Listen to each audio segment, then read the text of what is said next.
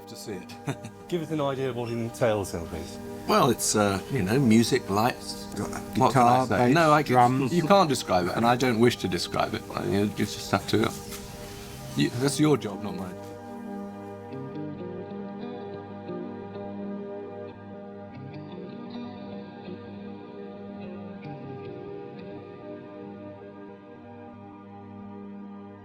Music. It has a profound influence on the human condition. It can be used in times of celebration, sorrow, and apathy. It can make a crummy job slightly more tolerable throughout the day. It can help us pump out 2 more reps at the gym. It can be a physical thing, but its tangibility goes beyond the realm of consumerism. Music can be something you write, yet you never record. Something you hum, but don't remember the lyrics to. Something you experience with millions of like-minded listeners. Yet it has an individually unique impact. It can be something that is passed down from generation to generation, or be discovered by the listener by complete chance. It can be taught, bought, borrowed, shared, copied, buried, all in the same day. But with every listen, it says something different to everyone.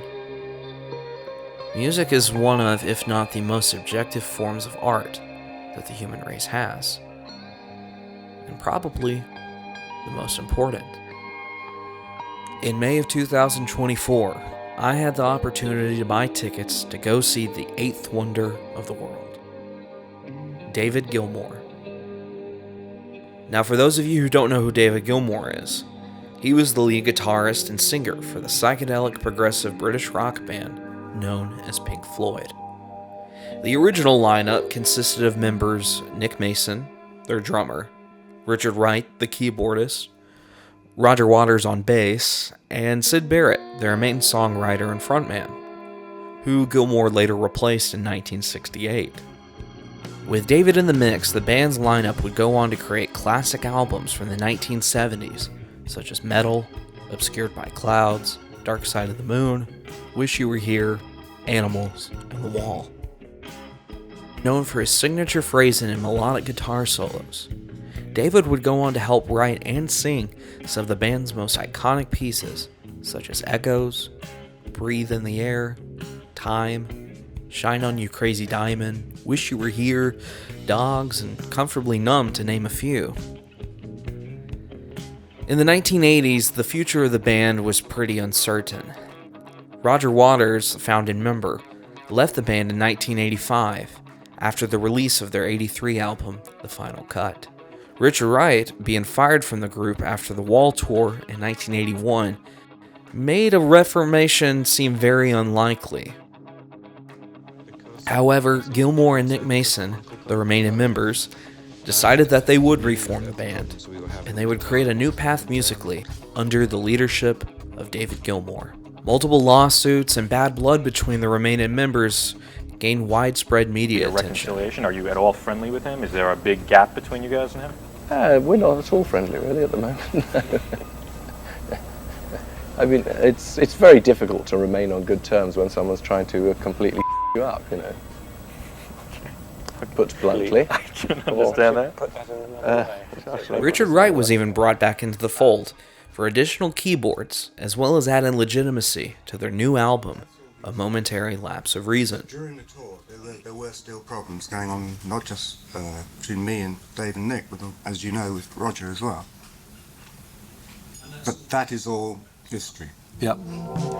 With a lineup consistent of Mason, Gilmour, and Wright, Pink Floyd would go on to become one of the highest grossing performing groups of the 1980s and 1990s, releasing 3 studio albums along with 2 initial live albums.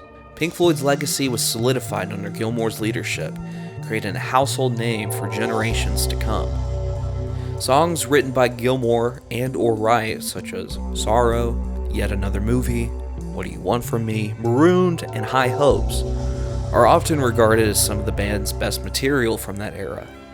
On July 2nd of 2005, Pink Floyd performed at Live 8 with Roger Waters for a 20-minute set. This would be the first time the four members performed together in over 24 years. It would also be the last. I say all this to iterate that I am a huge fan of Pink Floyd. I've listened to him ever since my dad played Shine On You Crazy Diamond or Comfortably Numb in the car. Seeing Pink Floyd perform live will always be an unfulfilled bucket list item for me, as Richard Wright sadly passed away in 2008. And along with ongoing arguments between Waters and Gilmour, some political, some financial, it makes a reunion very unlikely. Dream on. I mean, it's not going to happen. There's only 3 people left and we're not talking and are unlikely to, so it's not going to happen. Why is it so out of the question? What? A tour or a record with the surviving members? Just tell them. I don't know. I don't understand Because it's why you won't come and tour with us. Or why David won't either. I just think, no, we're probably past that. What would be the point? Why would one do that? Oh, getting me out of the house might be good. However, my dad did take me to go see Roger Waters live back in 2017. Then we took a trip up to Washington, D.C. to go see Nick Mason's Saucer Full of Secrets, a group that's focused on the early days of the band. I even got to meet him for a brief second, and when I asked if I could have a picture with him, he very eloquently said in his dry British accent, "Photography can be difficult." I should have brought a vinyl for him to sign, but, lesson learned. No hard feelings. There was still one member left that I needed to see live, and the one that I wanted to hear the most, and it was David.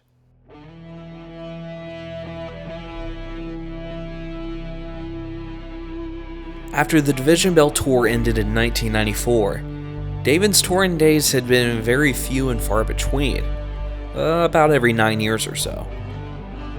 And 2015 was the last time I had a chance to go see him. So when he announced his latest album, Luck and Strange, I knew this was probably going to be my one and only chance to see him perform. He was the main guitarist that inspired me to pick up a guitar and learn how to play. I would spend hours upon hours trying to learn his guitar solos, down to every single note, bend, or phrase. Surely enough, there were several options for me to see David at Madison Square Garden in Manhattan, New York. It seemed like it'd be a good opportunity for me to see the Big Apple for a couple days while I was up there, as I had never been before. After a little bit of convincing, I was able to take my dad, and we both set off to conclude our pilgrimage of Pink Floyd.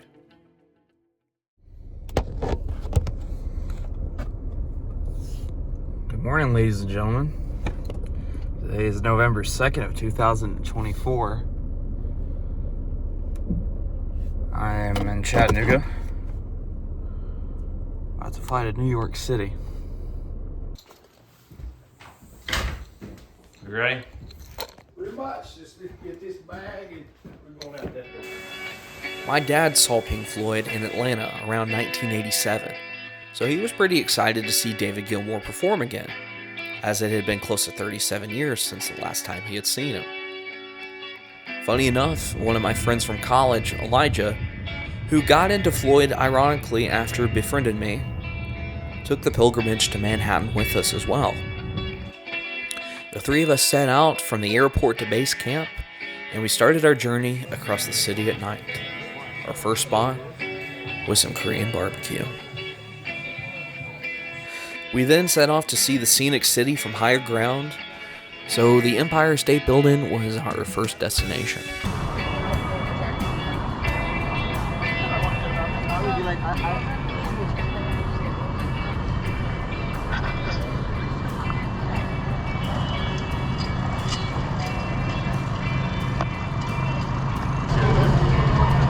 I think this truly is the melting pot of America. And I love it. I've never seen this combination of people ever in my life. And I never will again. That's the beauty of it. I almost saw it in the daytime, so I'm excited to see it.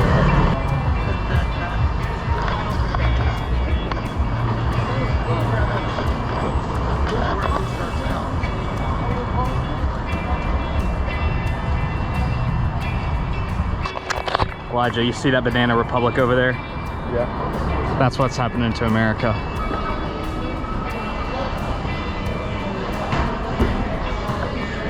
Any one of you too scared of heights? No. We're coming up to the 80th floor. You're headed to the top of the Empire State Building right here in the heart of New York City. It doesn't go that way. I didn't hear anything. Neither. Going up that way. Shoot.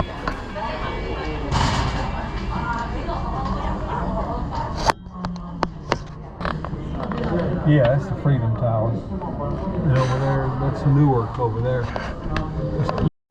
What'd you say? My grandfather Hickey, he lived where the United Nations building was. That's where he grew up. In the NATO, like in the United Nations building? No, it wasn't there then.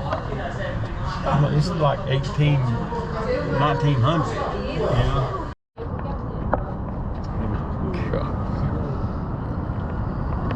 That's why they don't want you playing no tennis balls. Or, I wonder how many cell phones been dropped down there. I bet a bunch.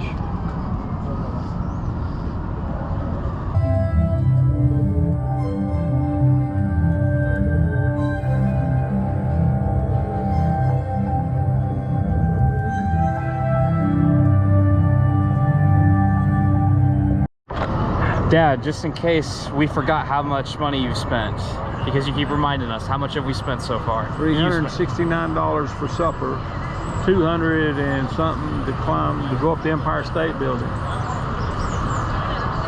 Worth it.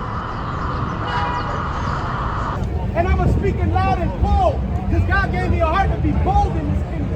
The devil thought that he could have shut it down by coming out to speak, but he can't shut down my voice.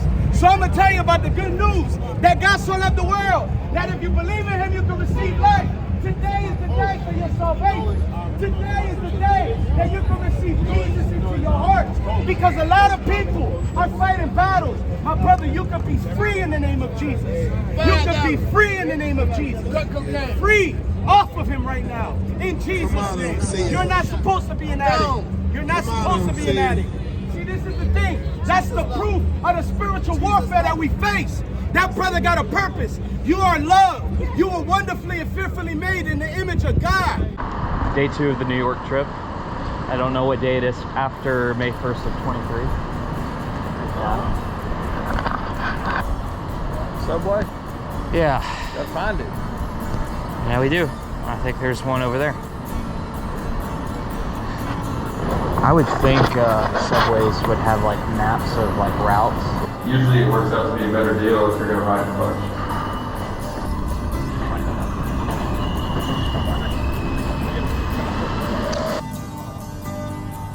The next morning, we took a subway to head over to the One World Trade Center, built next to the original location of the Twin Towers.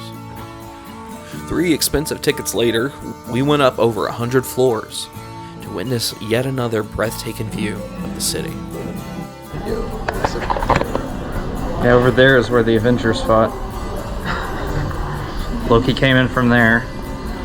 The sky hole was right there. And where's the library at? Library Hall or whatever?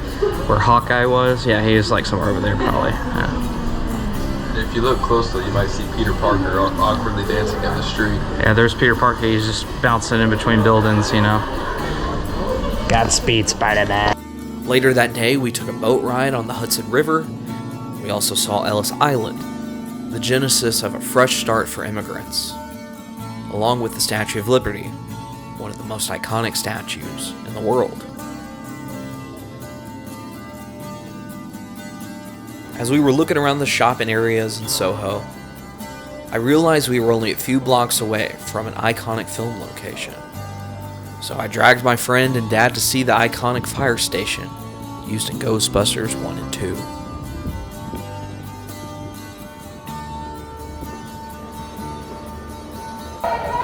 What are we about to get into?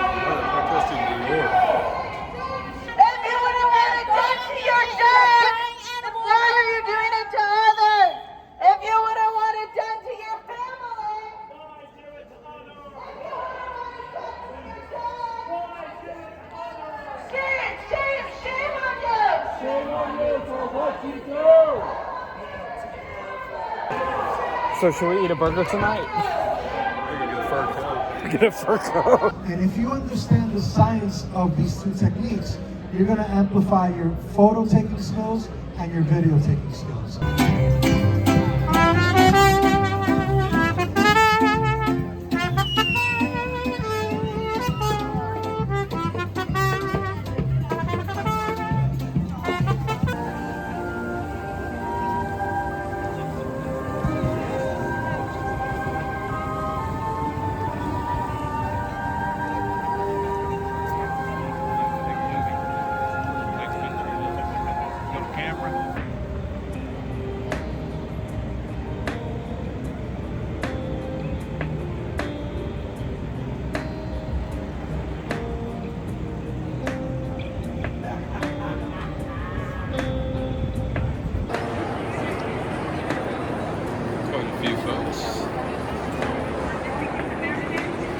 What do you think? It's grand.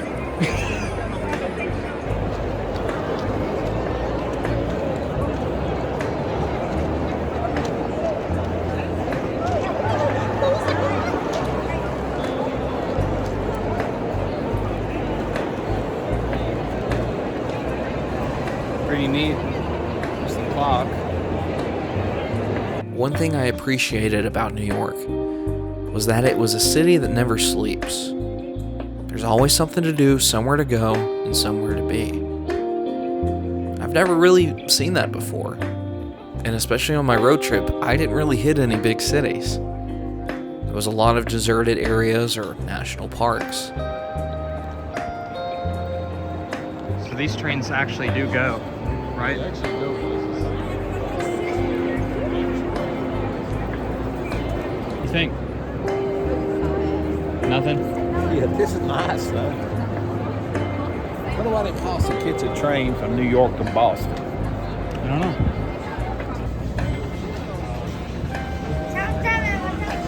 Don't see Spider-Man. This was a completely different way of life than what I was used to. It's always busy, it's bright, it's loud, it's boastful, but it's authentic and it's real. I get why people love the appeal of New York City. As someone who will probably never live in a city, I gotta say I've been a fan of it so far. It really is the melting pot of America. The combination of people, the cultures, the continental cultural differences, it culminates here in New York City. Though I swore I wouldn't get political in this video, I still couldn't help but wonder what was going to happen next. America's at a crossroads. It's a lot of left and right, red and blue, which is which, who is who. And people have varying opinions on where they think the country should go. And I can understand some arguments from both sides. I'm not just saying this to ride the fence so I can, remain a-neutral in my content, but legitimately.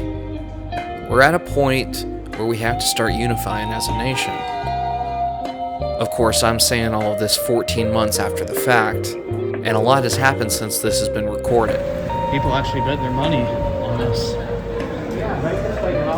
Regardless, it's time for America to wake up. It's time for us to realize we've got a lot more in common with our fellow man than we realize. We're a constitutional republic. And if we're not careful, we're going to lose that. Anyways, I think it's time for me to get off this high horse rant and wrap up day 2 and continue our journey in New York City. Best way to spread Christmas cheer is singing loud for all to hear. For all to hear. For all to hear.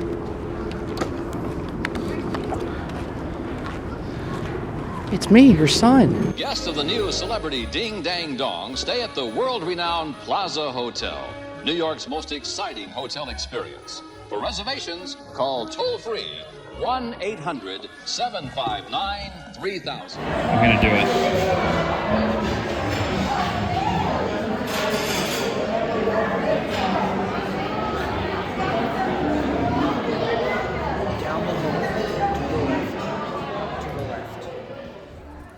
Today was the day. What it had all been leading up to. Years of waiting patiently, hoping, and excitement. I was finally going to see my musical hero perform not only some of my favorite songs, but some of his new material. I wanted to know which Floyd songs he was going to play. Before the concert began, we had a little bit of time to do a little more sightseeing. I even had time to recreate one of the most iconic moments in the Spider-Man trilogy.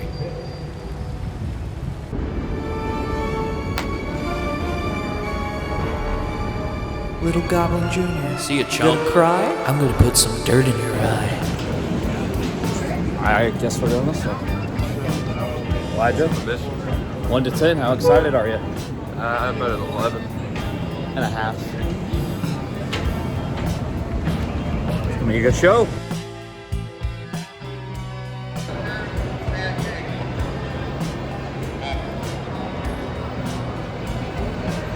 That shirt that has the different wheels. Yeah. Which shirt is that? I think that's the back of the purple one.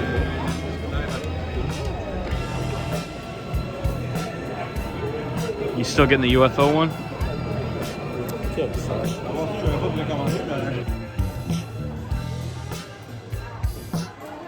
Billy Joel, Harry Styles.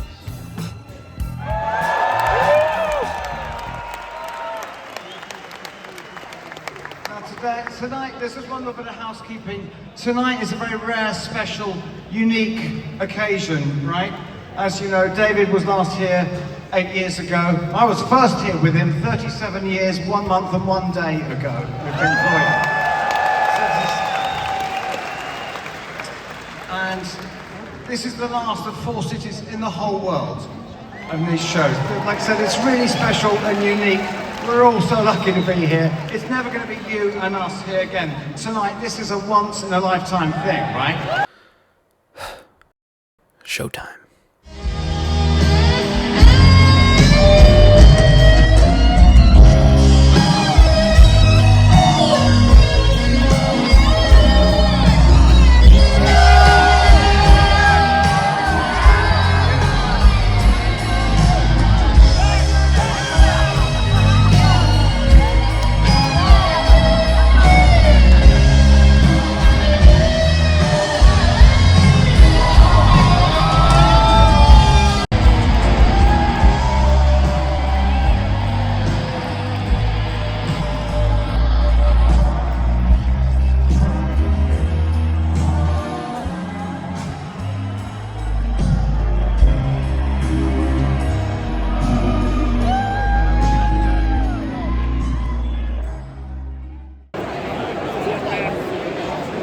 There was the Pink Floyd ball. Enjoying the show?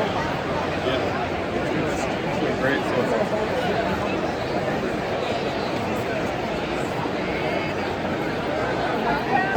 We are here at Madison Square Garden, ladies and gentlemen. My friend Elijah. What was your favorite song from set 1? Time. Time? I think mine was Marooned, or Great Set. It was beyond my expectations.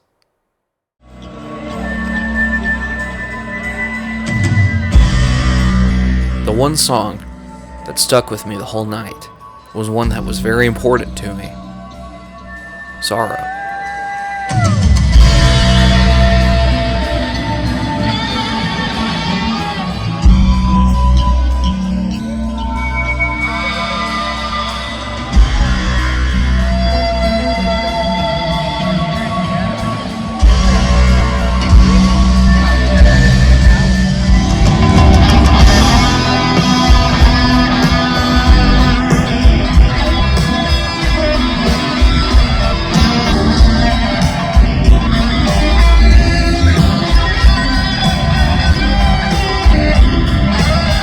Sorrow is one of the few Pink Floyd songs written lyrically and musically only by David Gilmour. It's a song that has a lot of prevalence to me. Something about those lyrics just resonate with me. An unceasing wind that blows through this night. There's dust in my eyes that blinds my sight. A silence that speaks so much louder than words of promises broken. You don't entirely know what that means, but it resonates with me. I can't describe it. These feelings of apathy and loss. When I sing those words of that song when I'm in the car, it hits different every time. it has a very emotional impact. I can't describe it. Something about this song just screams, "This is my anthem." A man lies in dreams of green fields and rivers, awakes to a morning with no reason of the waking. He's haunted by the memory of a lost paradise. In his youth or a dream, he can't be precise. He's chained forever to a world that's departed. It's not enough. It's not enough. The guitar intro was definitely inspired by Jimi Hendrix, no doubt. I think Gilmour has even said that. The song is very underrated in the Floyd catalog, and it doesn't get a lot of love. But those live versions, man, it is something else. The vibrations are so loud from that guitar intro, you can hear it in your chest. It's one of the most powerful pieces of music I've ever heard. And the fact that it's not a Pink Floyd hit speaks volumes to how good their back catalog really is.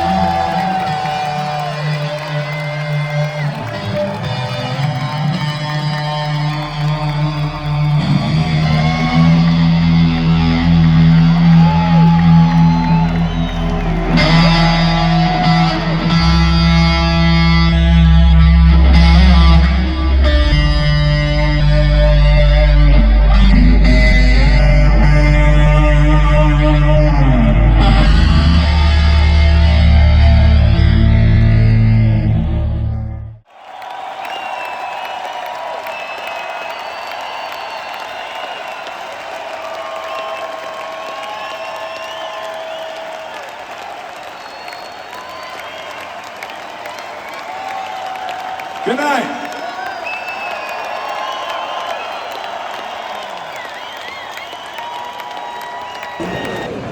Ladies and gentlemen, I experienced part one of the greatest concert of my life.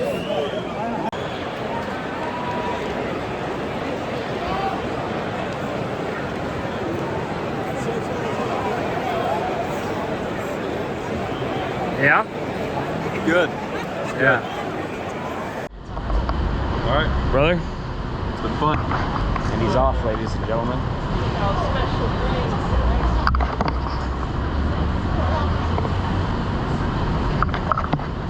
Now it's just me. Unfortunately, this is the part where Elijah has to go back home to work.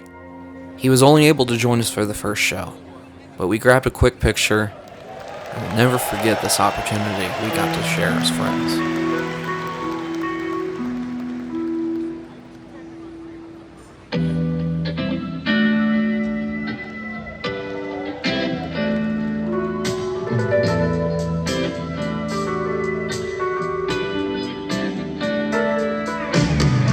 Me and my dad got to spend the second show together by ourselves.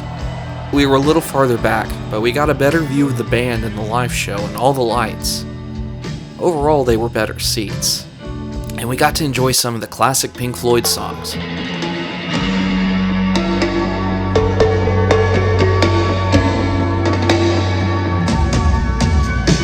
Taking away the moments that make up a dull day.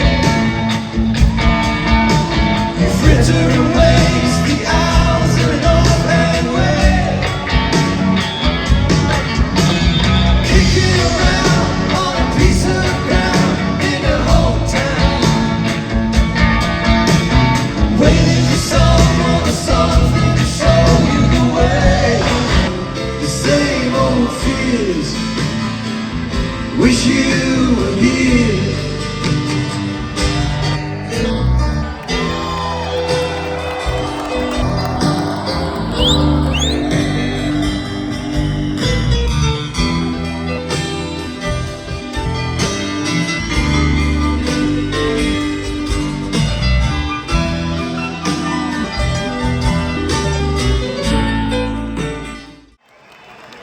I guess we got time for just one more.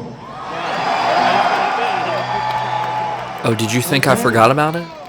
I just wanted to save the last bit of footage for the end of the video. as it was the most anticipated song the entire night.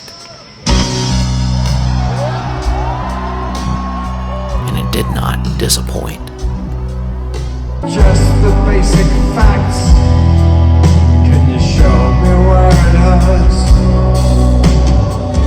There is nothing you ought to see. A distant ship's on the horizon.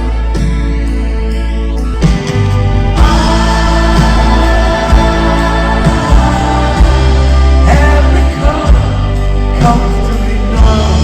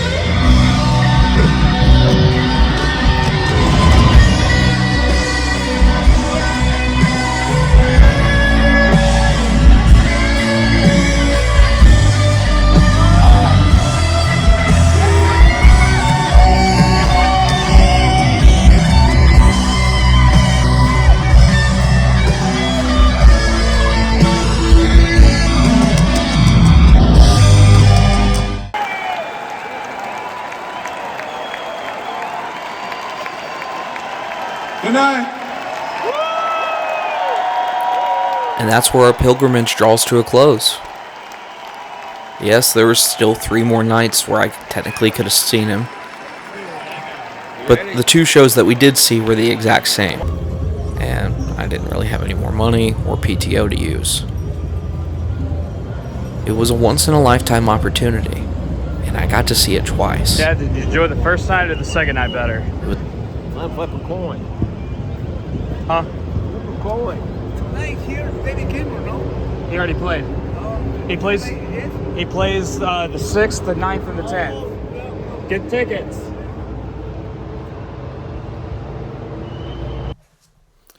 So yeah, that was the greatest concert of my entire life. I really don't think anything's going to top that, to be honest with you. I was really lucky just to go with my dad and my friend. It was a good time. It was a good hang. But I don't think anything's going to top that concert, ladies and gentlemen. I really don't. But I'm thankful I got to do it.